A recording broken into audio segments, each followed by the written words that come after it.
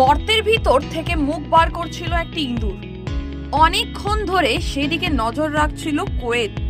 কোয়েত হলো আমেরিকার শিয়াল প্রজাতির প্রাণী। সুযোগ পেয়ে গর্তে মুখ ঢুকিয়ে সেই ইঁদুর শিকার করলো চার পায়ে প্রাণীটি। একটি বিশাল মাঠের মধ্যে উত পেতে বসেছিল কোয়েতটি। একটি গর্তের দিকে নজর রেখেছিল সে। সেই গর্ত থেকে মুখ বার করছিল একটি ইঁদুর। হঠাৎই ক্ষিপ্রভাবে গর্তের থেকে তেড়ে যায় কোয়েতটি। শূন্যে লাফায় সে। এরপরই পিছনের দু পা আকাশের দিকে তুলে মুখ গর্তে ঢুকিয়ে দেয় শূন্যে থাকা অবস্থাতেই।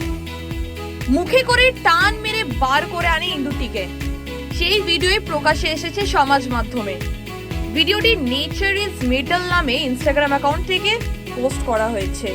ভাইরাল সেই ভিডিওটি ইতিমধ্যে বহু মানুষ দেখেছে এবং ভিডিওটি ভাইরাল হতেই লাইক কমেন্টের বন্যা বয়ে গিয়েছে। ভিডিওটি দেখে নেটাগরিকরা একাংশভাবে বিস্ময় প্রকাশ করেছেন, অনেকে আবার মজার মন্তব্যও করেছেন।